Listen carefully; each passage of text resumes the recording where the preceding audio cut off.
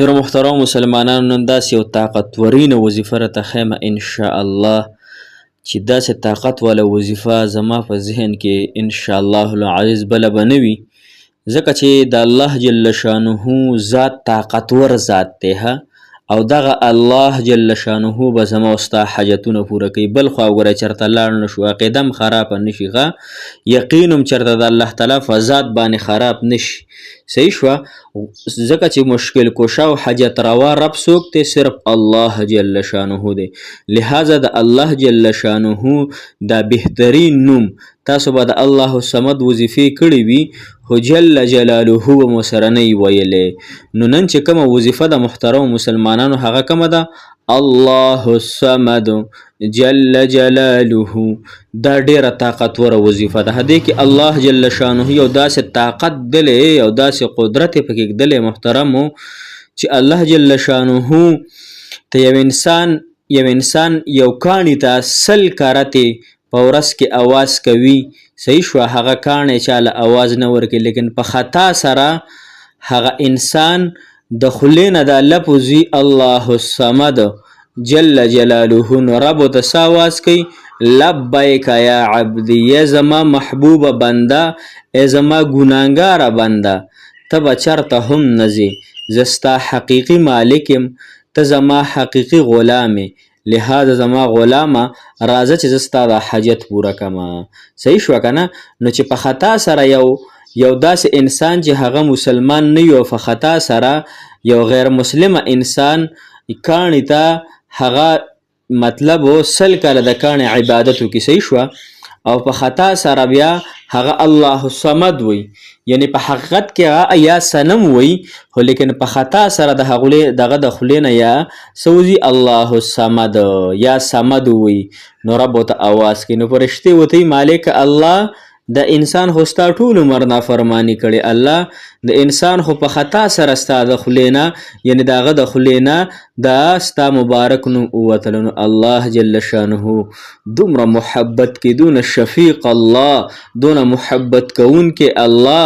چې سل کاله د عبادت هم د بل چا وکړي لیکن په خطا سره یو وارې نوم د صمد وځي نو رب ورته څه فرمایي ای زما فرشتو سل کاله خو د کاڼي عبادت وکړو دې کاڼي کې هیڅ طاقت نشته دی دا کاڼی هم ما پیدا کړی هغه مو ته اواز ورنکو او زه مو له اواز ورنکم نو ما او کاڼي کې بیا فرق څه پاتې شو لہذا الله جل شانه په دې نوم باندې لبیک فرمایي چې لبیک یا عبدي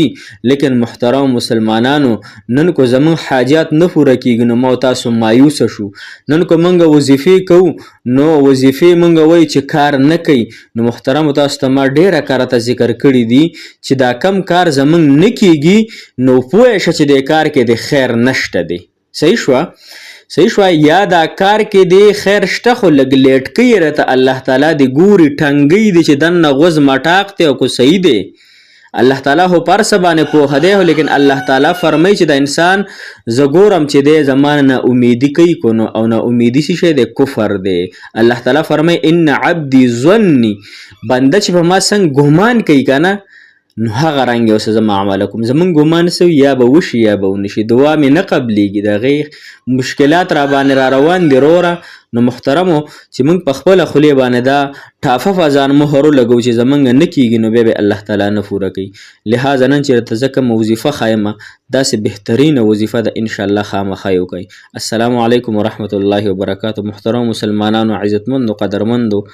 او هغه مسلمانان کم چې بهر وطنونو کې دي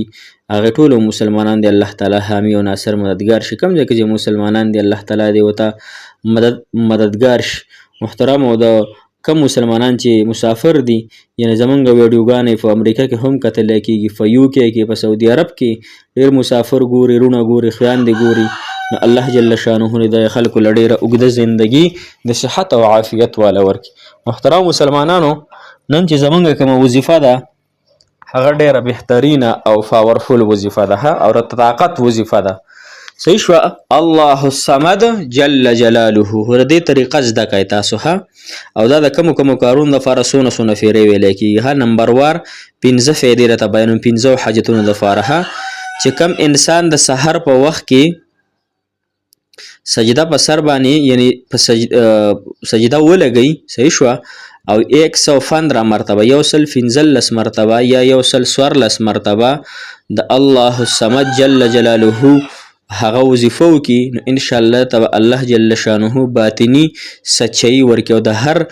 ظلم نه به الله جل شانه امن کی او د چې کم ظالم دی په د ظلم کوي هغه به الله تعالی په خپل گرفت کې گرفتار کی. دویم نمبر دا چې کم کس په اوداسه کې د الله الصمد جل جلاله ورت کوي نو دی به د مخلوق نه بے نیاز شي، ها مخلوق ته د هیڅ حاجت نه وي، هر قسم حاجت په الله تعالی د نه ورته راولي. دریم نمبر دا چې کم انسان دا اسم وی یوسل او سلور درش کارته 134 مرتبه نو فده باندې با الله جل شانه چرته هم لګن راولي او د انسان ته الله تعالی سمدنی ورکی. ها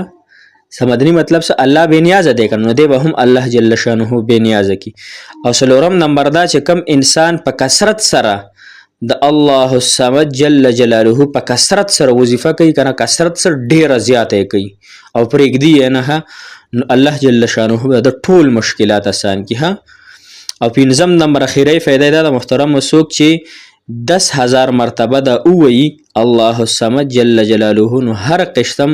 دشمن باندې بده فتح ومي. کو دا دشمن ستا د محبت دی، کو دا دشمن ستا د کاروبار دی، کو دا دشمن ستا په کور کې دی، کو دا دشمن ستا په کاروبار کې دی یا بهر کې دی، هر ځای کې چې دی ته پیژنې یا نه پیژنې لیکن تا تکلیف درکې، ستا په محبت کې تا رکاوټ پیدا کوي، ستا په کاروبار کې تا رکاوټ پیدا کوي، ستا په ویزه کې تا رکاوټ پیدا کوي، څومره چې زمونږ د دنیا مسایل دي هغه کې رکاوټونه پیدا کولو دپاره ان شاء الله دغه دشمنان به الله تعالی تا ته فتح درکړي، تا ته الله جل شانه کامیابی درکړي. نو لہذا د الله الصمد جل جلاله دا وظیفه تاسو ان شاء الله د خپلو مقاصدو دپاره راونیسئ، دغه مقاصدو دپاره کیږي. او موږ سره اوسئ، زموږ ویډیوګانې ګورئ، ان شاء الله موږ تاسو ته ډېرې دعاګانې کوو او یقینا چې دا دعاګانې به الله جل شانه قبلوي. او کو په دې دنیا کې قبول نه کړي نو ولې تاسو فکر کوئ؟ ولې تاسو د آخرت نه موږ وی فکر یو کنه؟ ځکه موږ د آخرت لویه زندگی موږ نه هېره د دنیا لږې زندګۍ دپاره موږ وایي دعا هم قبول نه شوه. ځکه کوئی انسان کومه دعاګانې وظایف کوي دا قبول نشي په دنیا کې، نو الله تعالی فرمایي دا ولزه په آخرت کې ذخیره کوم. او بیا چې دغه انسان له په آخرت کې الله تعالی څومره انعامات ورکړي دغه دعاګانو د وظایفو په بدله کې، نو دا انسان وایي چې الله دا د څه شي بدله ده؟ الله جل شانه به ته فرمایي چې دا هغه تا دعاګانې غوښتلې وي ما نه وي قبولې کړې،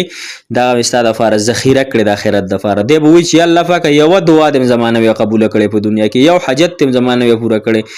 یو وظیفه دې نه وي قبوله کړې. نو لہذا نو امیدي مه کوئ، ان شاء الله زمونږ او ستاسو دا وظایف